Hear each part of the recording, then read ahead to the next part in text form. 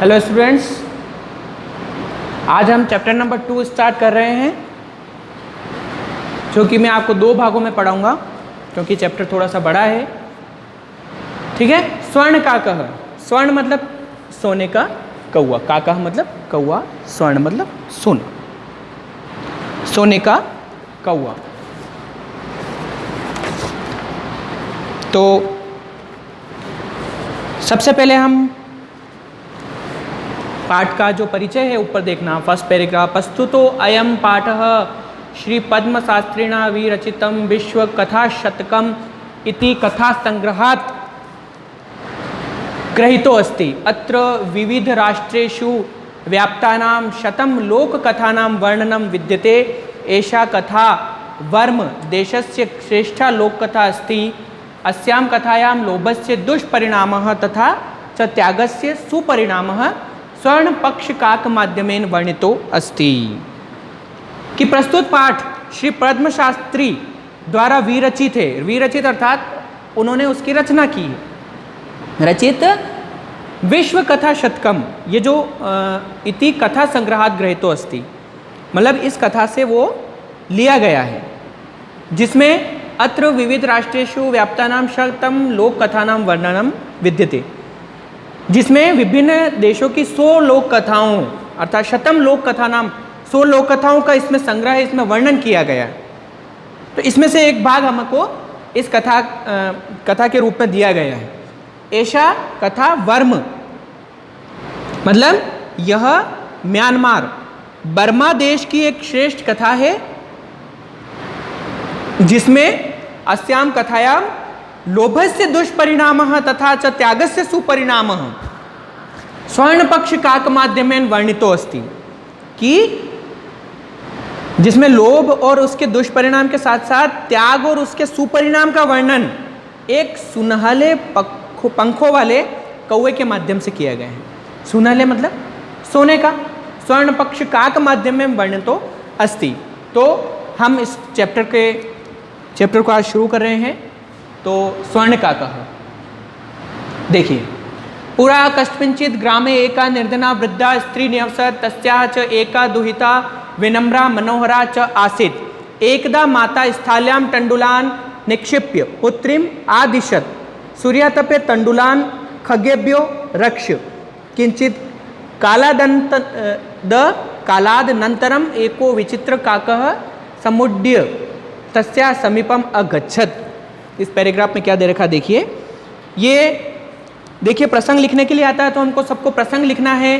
कि प्रस्तुत गद्यांश हमारी संस्कृत की पाठ्यपुस्तक शेमुषी प्रथमो भाग के स्वर्ण काकः शीर्षक से लिया गया है, और इस कहानी के माध्यम से लोभ रूपी बुराई से दूर रहने की प्रेरणा दी कि किसी को लोभी नहीं होना चाहिए, लालच नहीं होना चाहिए किसी भी प्रकार का।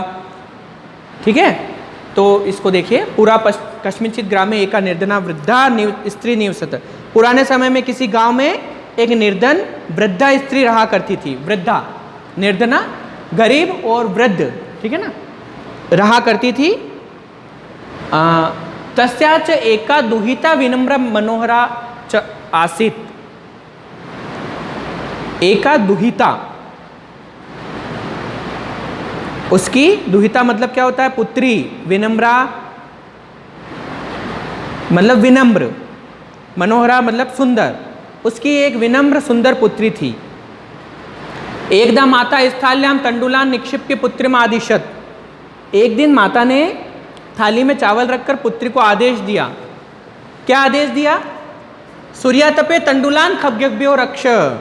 पुत्री, सूर्य की धूप में रखे चावलों की पक्षियों से रक्षा करना। किंचित कालादनन्तरम एको विचित्र काकः समुड्ड्य तस्या समीपम अगच्छत्। कुछ समय बाद एक विचित्र कौवा उड़कर उसके समीप आया। किसके पास आया? उस पुत्री के पास में जो उन चावलों की देखभाल कर रही थी। ठीक है। नेक्स्ट पैराग्राफ देखना। बेटा, आपको इसका अनुवाद भी लिखना है, इसलिए मैं ये चैप्टर 1-2 दिन में ख़त्म करूँगा। इसके साथ साथ आप इसका अनुवाद भी लिखते रहना।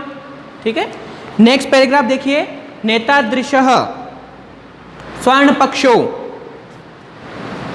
रजच्चंचु स्वर्णकाकस्तया पूर्वं दृष्टः तं तण्डुलान् खादन्तं हस्तञ्च विलोक्य बालिका रोदितुम् आरब्धा तं निवारयन्ती सा प्रार्थयत् तण्डुलान् मा भक्षय मदीया माता अतीव निर्धना वर्तते। स्वर्णपक्षः काकः प्रोवाच मा शुचः सूर्योदयात् प्राग ग्रामाद् बहिः पिप्पल वृक्ष मनु त्वया आगंतव्यम अहं तुभ्यं तंडुल मूल्यम दास्यामि प्रहर्षिता बालिका निद्रामपि न लेभे। इस पैराग्राफ का अनुवाद आप देखिए। पहली लाइन, एतादृश स्वर्ण पक्षो रजत चंचु स्वर्ण काकस्तया पूर्वम दृष्टः।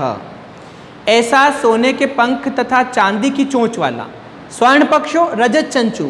स्वर्ण पक्षो मतलब सोने के पंख, रजत चंचु मतलब चांदी की चोंच वाला सोने का कौवा उसने पहले कभी नहीं देखा। मतलब इस प्रकार की कौवे की बनावट थी, इतना सुंदर वो दिख रहा था, है ना। तो ऐसा सोने के पंख तथा चांदी की चोंच वाला सोने का कौवा उसने पहले कभी नहीं देखा। तम तंडुलान खादंतम हस्तंच विलोक्य बालिका रोदितुम आरब्धा। उसे चावल खाते हुए तथा हंसते हुए देखकर बालिका रोने लगी। रोदितुम आरब्धा, रोने क्यों लगी? क्योंकि उसको उसकी रक्षा करने के लिए कहा था चावल की, इसलिए। तम निवारयंती सा प्रार्थयत, उसको हटाती हुई, निवारयंती मतलब हटाना, उस कौवे को हटाती हुई लड़की ने उससे प्रार्थना की। किससे? कौवे से, कि तंडुलान मां भक्षय, तुम चावलों को मत खाओ। मदीया माता अतीव निर्धना वर्तते, मेरी माता अत्यंत निर्धन है। ये उसने, उस लड़की ने उस कौवे को बोला। स्वर्ण पक्षः काकः प्रोवाच, सोने के पंखों वाला कौवे ने कहा, मां शुचः सूर्योदयात् प्राग ग्रामाद् बहि पिप्पल वृक्ष मनु त्वया आगंतव्यम अहम तुभ्यम तंडुल मूल्यम दास्यामि। क्या कहा उसने? सोने के पंखों वाले कौवे ने कहा, तुम दुखी मत हो, तुम कल सूर्य उगने से पहले, सूर्योदयात प्राग ग्रामाद बही, सूर्य उगने से पहले गांव से बाहर पीपल वृक्ष के नीचे पीछे आ जाना। पिप्पल वृक्ष मनु त्वया आगंतव्यम, आ जाना। अहम तुभ्यम तंडुल मूल्यम दास्यामि, मैं तुम्हें चावलों का मूल्य दे दूंगा। प्रहर्षिता बालिका निद्रामपि न लेभे, प्रसन्न हुई बालिका को रात में नींद भी नहीं आई कि वो उसको चावल का मूल्य देने वाला था। तो बालिका प्रहर्षिता मतलब प्रसन्न हुई थी। फिर एक पैराग्राफ और देखिए, यह है आपका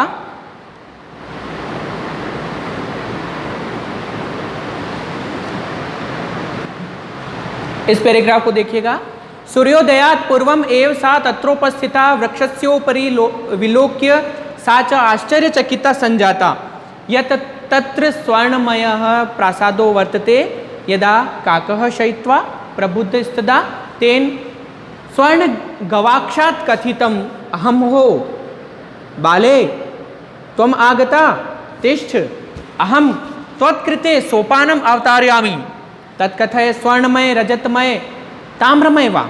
कन्या अवदत् अहम निर्धन मातो दुहिता अस्मि, ताम्र सोपानम आगमिष्यामि, परम स्वर्ण सोपानम स्वर्ण भवनम आरोहत। इस पैराग्राफ में देखिए क्या बता रखा है कि वो वहां पीपल के पेड़ के पीछे जाती है। उसके पश्चात क्या होता है देखिए। सूर्योदयात् पूर्व सा तत्रोपस्थिता, अगले दिन सूर्य उगने से पूर्व ही वह लड़की वहां उपस्थित हो गई। तत्रोपस्थिता, वहां पर चली गई। वृक्षस्योपरि विलोक के साथ आश्चर्यचकिता संजाता, वहां वृक्ष के ऊपर देखकर वह आश्चर्य से चकित हो गई। क्यों हो गई? यत् तत्र स्वर्णमय प्रासादो वर्तते,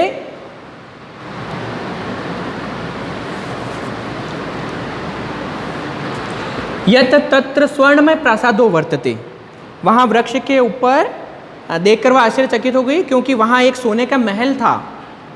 स्वर्णमय प्रासादो मतलब, प्रासाद मतलब महल। यदा काकः शयित्वा प्रबुद्धस्तदा तेन तेन स्वर्ण गवाक्षात् कथितम।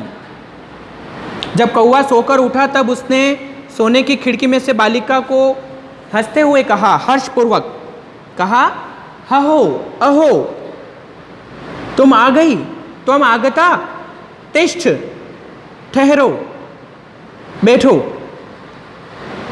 अहम त्वत्कृते सोपानम अवतारयामि। तिष्ठ मतलब बैठना होता है, यहाँ पर रुकने के लिए बोला उसको, मतलब कि रुक जाओ, ठहर जाओ। अहम त्वत्कृते, मैं तुम्हारे लिए, सोपानम अवतारयामि, मैं तुम्हारे लिए सीढ़ी उतारता हूँ, मतलब महल के ऊपर चढ़ने के लिए। तत्कथय, तुम बताओ, स्वर्णमयम रजतमयम ताम्रमयम वा, सीढ़ी सोने की हो या चांदी की अथवा तांबे की। उस कौवे ने उसको बोला, लड़की को बोला कि तुम कौन सी सीढ़ी से चढ़ना चाहे। कन्या अवदत, कन्या बोली, अहम निर्धन मातो दुहिता अस्मि, ताम्र सोपानम एव आगमिष्यामि, परम स्वर्ण सोपानम सा स्वर्ण भवनम आरोहत। मैं एक निर्धन माता की पुत्री हूँ, तांबे की सीढ़ी से ही आऊँगी, परंतु सोने की सीढ़ी से वह सोने के महल में पहुँच गई। उस कौवे ने सोने की सीढ़ी उसके लिए उतारी थी। तो आप ये 3 पैराग्राफ पहले इसको अच्छे से पढ़ना, इसका अनुवाद करना, इसके बाद मैं आगे आपको ये चैप्टर कंप्लीट करूँगा नेक्स्ट क्लास में। Thank you.